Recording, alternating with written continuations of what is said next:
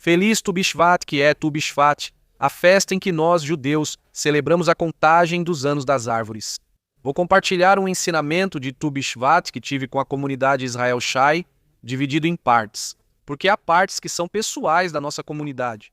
Mas vocês já sabem que quem quiser fazer parte da comunidade e participar desses eventos, que são muito íntimos entre nós, pode se inscrever no link que deixo na descrição deste vídeo e aqui compartilho com vocês. Um abraço. E parece que há uma contradição ou uma relação entre o espiritual e o trabalho terreno. Gostaria de contextualizar um pouco para os dias em que estamos vivendo agora, a guerra em Israel.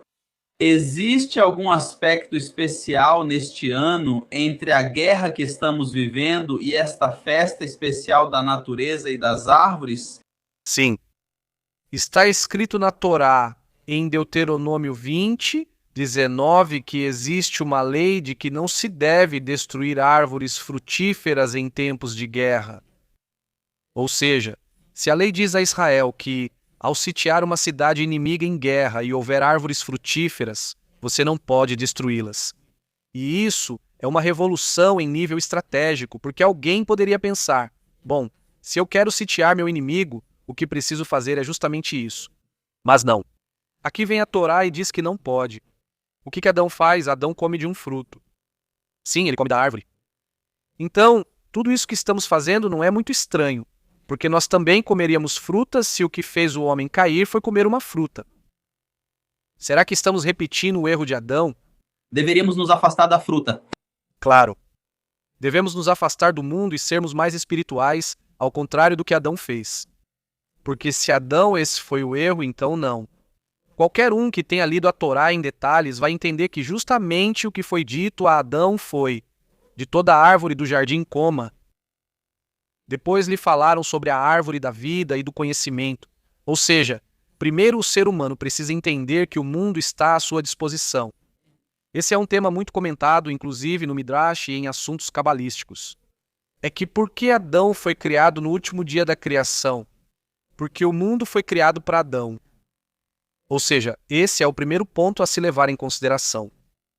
Que na verdade o que viemos fazer em Tu Bishvat, e agora vou relacionar isso com a guerra, é justamente isso. Viemos corrigir o ponto em que Adão falhou. Nós vamos utilizar o mundo para algo bom. Ou seja, se essas nações, por exemplo, não quero ser muito explícito, mas vejam o que aconteceu com Gaza. Israel, quando saiu em 2005. Antes disso, Gaza era parte de Israel. Israel se retira unilateralmente. Vocês sabem o que Israel deixou em Gaza? Estufas. É impressionante porque Gaza fica no sul de Israel. O sul de Israel é praticamente desértico. Aqui realmente floresce alguma coisa. Porque a tecnologia israelense é instalada no solo com todos esses sistemas. E para que Gaza dê frutos? É porque, na verdade, é um milagre de, como se diz, de muito trabalho israelense que foi feito por anos, por décadas. Quando Israel se retira de Gaza, entrega essa ferramenta, que são as estufas, a capacidade de alimentar Gaza, que é tanto assim que, quando Gaza estava nas mãos de Israel, de Gaza se exportava, não só alimentava Israel, mas também se exportava para fora de Israel. E pode ser que vocês tenham consumido frutas de Gaza, que viessem de Gaza, é bem possível, porque não sei se vocês já foram a supermercados e viram escrito laranja israelense. Pois é, às vezes as frutas de Israel que chegavam fora de Israel vinham de Gaza. Como é possível que desde que Israel saiu de Gaza, a primeira coisa que esse grupo radical fez foi queimar as estufas? Ou seja, estufas que custam milhões de dólares e, bom, ok, eles foram suficientemente, digamos, tolos de queimar as estufas. O mundo ofereceu recursos para que criassem, mas esses radicais, em vez disso, destruíram. Então, aqui é onde vem o ponto. Você tem a fruta, mas o que você faz com a fruta? A fruta, leve isso de forma mais conceitual. Se você tem o mundo que Hashem te deu, porque Hashem criou o mundo para o ser humano, você tem este mundo. O que você faz com o mundo, você constrói ou você destrói. Essa é a lição que o ser humano tem. Com a mesma fruta, você pode comê-la inteira e realmente transformar isso em um paraíso ou não. Ou você pode cair. Então aqui estão as visões de se o que os inimigos de Israel fizeram foi pegar o mundo e destruir a nós. E esse nós me refiro a vocês também, não só ao Estado de Israel, mas a vocês. Nosso objetivo é justamente isso, lembrar que Hashem nos deu o mundo para torná-lo melhor. Sobre a guerra é isso, não se destroem árvores frutíferas, pois o mundo é de Hashem e ele decide o que fazer com ele. E isso nos dá essa sensação, essa lembrança de que, mesmo que estejamos nos defendendo, apesar de tudo isso, devemos lembrar que a terra é de Hashem, o mundo é de Hashem. Isso. Y por eso, A propósito, vocês sabem por que a Torá começa com Bereshit? Isso é algo famoso, porque se alguém pensasse, veja, se a Torá é um livro de leis, por que não começa falando de leis? Começa falando da criação do mundo e tudo isso, por quê? Porque esse é o ponto. Hashem quer nos dizer que a terra foi criada por ele, esse é todo o ponto, e Hashem decide o que fazer com a terra. Então, esse é um ponto que nós, como pessoas, devemos ter em mente, que o mundo nos foi dado justamente para construir e não destruir. Mesmo em guerra, respondendo à sua pergunta, mesmo achando que é destruição e sofrimento, isso é para construir. Sempre fazer algo bom e não algo ruim. Tudo bem. Ou já, como eu quero dizer, algo que você entende, vamos usar a metáfora da árvore como algo parecido com o ser humano. E o contrário. É muito interessante que tudo está conectado. Não existem coincidências, na verdade, essa mesma passagem, esse mesmo versículo que fala sobre não destruir árvores frutíferas. Como continua dizendo que Adão, que o homem é o campo, é a árvore do campo, o homem é a árvore do campo, como assim, se o ser humano é como uma árvore, mas ao contrário? Muitos sábios de Israel, como o Maharal de Praga, explicam isso. Ele menciona, isso já é mais cabalista. entenderme, muy hardcore, pero Porque o homem é como uma árvore, ao contrário, porque tem a raiz no céu e os frutos ele dá na terra. Uau! Uau, deveria mesmo?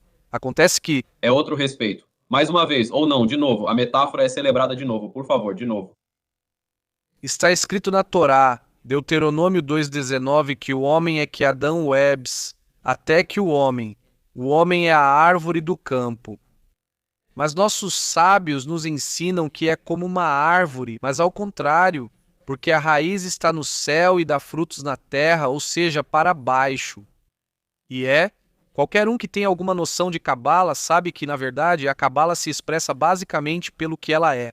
As Sefirot. E que forma tem as Sefirot? Uma árvore? E não só isso. Muitas das palavras do Zohar representam as Sefirot como um ser humano. A cabeça, o braço, tudo isso. E, de fato, as Sefirot justamente descem assim, descem desde, digamos, que você recebe das Sefirot mais elevadas. E vão convergindo no que é Yesod e Malchut, ou seja, em direção ao mundo sem me aprofundar muito.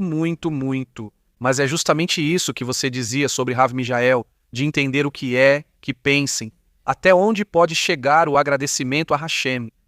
Se eu posso agradecer por uma tâmara, eu posso agradecer por um pixel. O fato de podermos vê-los e termos chegado a uma época em que cientistas criaram os pixels. Para que eu possa conhecer vocês e este recurso audiovisual e poder ouvir vocês e senhores, cada detalhe do mundo é motivo para agradecer a Hashem. É impressionante. E se começarmos com uma tâmara, algo natural, claramente criado por Hashem. Mas esse é o ponto de tudo isso. Como eu dizia antes, tudo o que fazemos como seres humanos, pegamos dessas raízes que temos no céu e damos esses frutos aqui na terra. É para isso. Eu apontaria para isso. Eu gostei muito do que ele disse e também sei da metáfora que ele mostrou. Como o ser humano é uma árvore ao contrário, cujas raízes são celestiais e que no final do dia ele é terreno. Isso me faz, vamos dizer, também levantar um tema muito importante que pessoalmente me preocupa nos dias de hoje. Na era em que estamos vivendo, que são os frutos de Hashem, os frutos divinos, que é tudo o que a natureza nos dá, e os frutos do ser humano. Eu vejo que o ser humano está obcecado, enlouquecido, de uma corrida não a 180 km por hora, mas a 400 km por hora, está buscando desesperadamente inovar, criar mais produtos e mais produtos e mais produtos até tal nível. Vamos falar sobre riqueza. Dias atrás, em um supermercado aqui, não estou brincando, vi 50 metros só de condicionador e shampoo, 50 metros só de produtos. O ser humano está ficando louco. E eu me faço a pergunta: o maior fruto do mundo é o ser humano? É o ser humano? É a maior glória que existe na Terra? Mas isso é uma faca de dois gumes. É uma faca de dois gumes, porque o ser humano pode construir um mundo divino. Um mundo divino. Então, nesse aspecto, me parece que estamos vivendo uma época que eu sinto que é mais do que em qualquer outra época do nosso tempo. A espiritualidade, o ensinamento bíblico, o ensinamento da palavra divina passa a ser não algo bom de se ter, mas algo indispensável para o ser humano. Ou seja, querido, tente copiar o modelo de criar frutos produtivos e não frutos que possam destruir.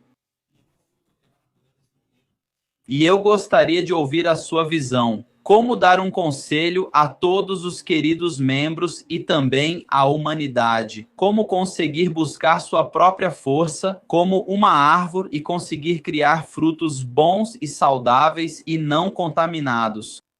Sim, mas primeiro uma história. A primeira vez que fui aos Estados Unidos fui para LA e Los Angeles.